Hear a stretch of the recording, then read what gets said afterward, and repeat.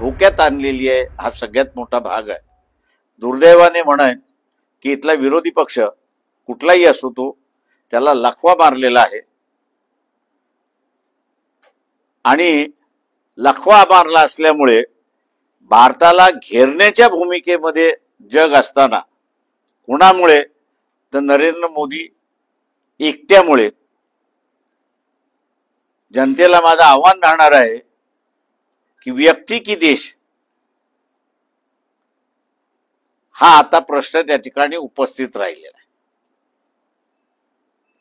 देशाला वाचवायचं असेल या घेरण्यापासून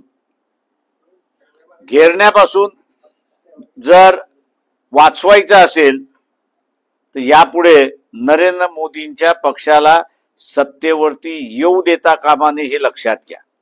उद्या तो 1000चे 10,000 सुद्धा वाटेल। आज तो कंट्री लिकर वाटतोय, उद्या तो असताना स्कॉचच्या बॉटलही वाटेल।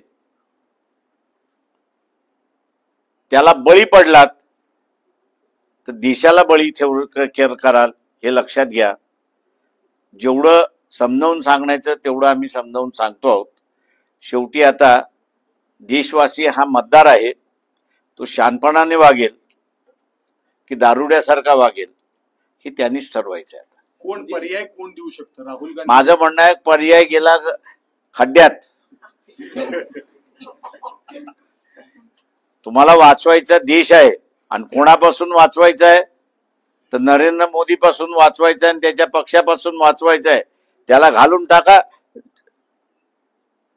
140 कोटीमध्ये कोणतरी पुढे येऊन या देशाला चालवू शकतो ही ताकद आहे, हिम्मत आहे, याच्यावरती विश्वास ठेवा। 45 वर्ष पूर्ण होतील पुढच्या महिन्यात ते निवृत्त होतील अशी चर्चा आहे। नरेंद्र मोदी किंवा संघाचं पण चाललंय असं काय वाटतं? म्हणजे खरंच व्हावं, निवृत्त होतील? ते निवृत्त झाले तर अधिक चांगलंय। मी असं म्हणेन की देशाला घेरण्याचा भाग जो चाललाय तो थांबेल। देशात आर्थिक दिवाळखोरीच्या उंबरठ्यामध्ये पूर्णपणे उंबरठ्यावरती आहे। चौथा नंबर आला, 5वा नंबर आला आर्थिक। ते प्रश्न असा आहे की तुमची आज जनसंख्या आहे, जनसंख्या असल्यामुळे तुमची उलाढाल आहे। जगामधला असणारा लोकसंख्या कमी होत चाललेली आहे, त्याच्यामुळे त्यांची उलाढाल कमी आहे। आता ह्या उलाढालीवरती आपण 4थ्या नंबरवरती आलेलो आहोत।